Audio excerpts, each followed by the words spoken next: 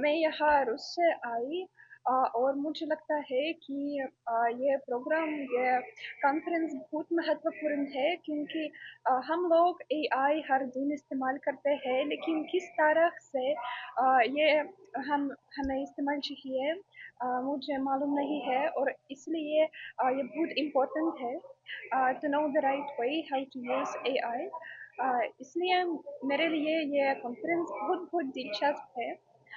हाँ। हाँ, अभी तक मुझे पुराने मैन्युस्क्रिप्ट्स के बारे में कुछ नहीं जानती थी लेकिन मैं यहाँ सीखने के लिए और ये भाषणें को सुनकर मुझे समझी कि AI can help a lot in saving this manuscript. हाँ मुझे लगता है कि इंडिया में स्टूडेंट्स ज़्यादा एआई इस्तेमाल करते हैं और रूस में बहुत कम स्टूडेंट्स ये इस्तेमाल करते हैं लेकिन ये सबको इम्पोर्टेंट है to know how to use it right. AI पर पूरी दुनिया टिकी हुई है क्या कहना चाहिए आजकल तो चैलेंजेस आ रहे हैं मॉडर्न वॉरफेयर भी होता है डिफेंस सेक्टर में भी हो जा रही है एजुकेशन सेक्टर में एआई का बहुत इस्तेमाल हो रहा है आपसे क्या राय है?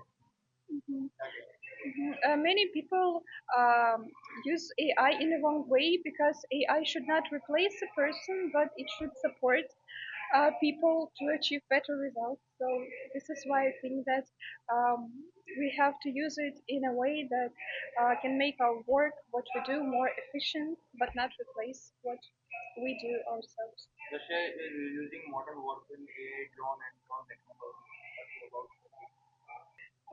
मुझे इस क्षेत्र में कुछ नहीं जानते हैं इसलिए इन रशिया।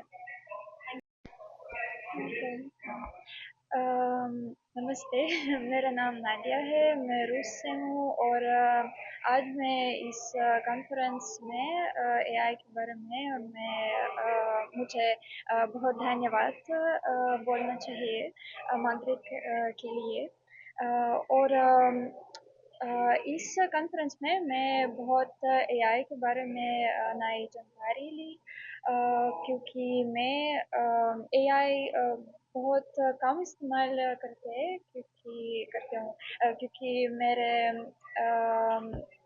मेरे शिक्षा के लिए मैं इस प्रोग्राम्स क्योंकि ट्रांसलेशन के लिए इस्तेमाल करती हूँ और मैं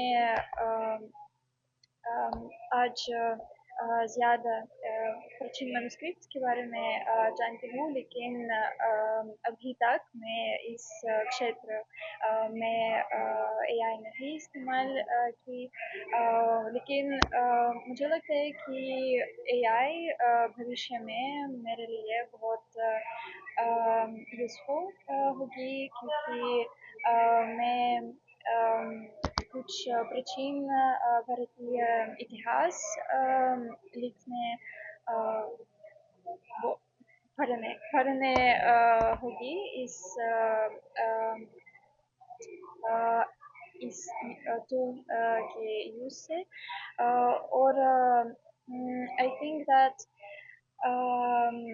I also found out a lot about like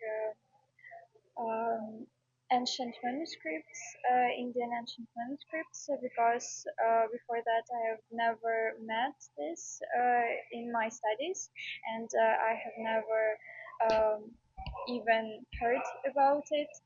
So now I know much more. And also, I got a chance to make a speech here about how Russian students use AI in their studies and for translation, also for learning language. So I think that in Russia, not so many students use it, but I guess that I hope even that it will develop in our country also, as well as it is mm, like with the use of AI, we usually learn new vocabulary. vocabulary because it helps us to understand better the context. Also, they maybe the way how it is used in different articles in use. So it may give us some quotes where it was this particular word was used. So for us, it's more about learning language and also translation, of course, because अब तक नहीं लेकिन मुझे लगता है कि कुछ लेख करने के लिए मैं AI इस्तेमाल कर सकती हूँ और ट्रांसलेशन के लिए भी क्योंकि मेरे लिए अ, हिंदी ये कुछ मुश्किल है समझने के लिए इसलिए मैं इस्तेमाल AI की इस्तेमाल करने में हिंदी ज़्यादा समझती हूँ नादिया राशा ये बहुत बढ़िया कॉन्फ्रेंस था। ये जो इंटरनेशनल कॉन्फ्रेंस था, इससे बिगिनर के लोगों को ही नहीं, पूरे देश में जहाँ पे भी इसकी आवाज़ जा रही है, लोगों को ये इसका इम्पोर्टेंस पता चलेगा कि हमारे जो पांडुलिपियाँ है, जो मैन्युस्क्रिप्ट्स है हमारे देश की, उनको कैसे हम खाली ना केवल डॉक्यूमेंट करें, प्रिजर्व करें, पर उसको डिजिटलाइज करें। क्योंकि आगे जाकर एआई, जैसे आप जान रहे हो, हर स्फीयर में जा रहा है। पर इसकी प्लस पॉइंट्स, हम इसको कैसे यूज करें, प्लस नेगेटिव पॉइंट्स को भी हम ध्यान में रखें कि कैसे हमें बचा के रखना है कि कल्चरल अप्रोप्रिएशन ना हो। जैसे हमारी कुछ कुछ वेशभूषाएं हैं, कुछ चीजें हैं, जो चीज रिकॉर्डेड है और आप देख रहे हैं कि कैसे दूसरे कंट्री के लोग वो उसको अपनाकर कह सकते हैं, डिस्टॉर्ट कर सकते हैं। तो आज बहुत अच्छे अच्छे जैसे पेपर्स थे जहाँ पे किसी ने ये भी दिखाया था कि इमेजेस को भी डिस्टॉर्ट किया जा रहा है एआई के माध्यम से। आप तो खुद ही जानते हैं, लोगों के वीडियोस डिस्टॉर्ट हो रहे हैं, और हम तो अपनी कल्चरल हेरिटेज की बात कर रहे हैं। जैसे कि अभी मैडम ने बताया था, अभी हमारी वैलिडिटी सेशन में मैडम ने बहुत बढ़िया बताया कि हमारे जो प्रधानमंत्री जी ने उन्होंने बताया था, ये मानव करके MANV, उन्होंने बताया था एक बहुत इंपॉर्टेंट बात, N stand for national technology. मतलब कि हमें अपनी टेक्नोलॉजीज को खाली बाहर के देशों के एप्स नहीं, हमें खुद का भी बनाना पड़ेगा। क्योंकि सबको एक बहुत इंपॉर्टेंट बात याद रखना है, जब तक आप बाहर की दुनिया की एप्स यूज करोगे, भले वो आसान हो फॉर वट एवर रीजन, वो बाहर वालों के पास हमारे ज्ञान का कंट्रोल है। ये सब चीजें जो हम बना रहे हैं हमारे देश के लिए क्यों इम्पोर्टेंट है, क्यों, ताकि कंट्रोल हमारे पास रहे। ये नहीं कि कोई और हमारी ज्ञान को लेकर उसको डिस्टॉर्ट करके हमें वापस कोई गलत तरीके से प्रेजेंट करे। ये बहुत इंपॉर्टेंट था कि ये दो रूसी लड़कियां आई हैं, ये हमारे यहाँ JNU में एक्सचेंज प्रोग्राम के थ्रू आई है, सेंटर फॉर रशियन स्टडीज में। और उन्होंने एक बहुत अच्छा चीज प्रेजेंट किया। दोनों यंग लड़कियां हैं, उन्होंने ये दिखाया कि कैसे रशियन स्टूडेंट्स आर्टिफिशियल इंटेलिजेंस का यूज करते हैं for their own class learnings what.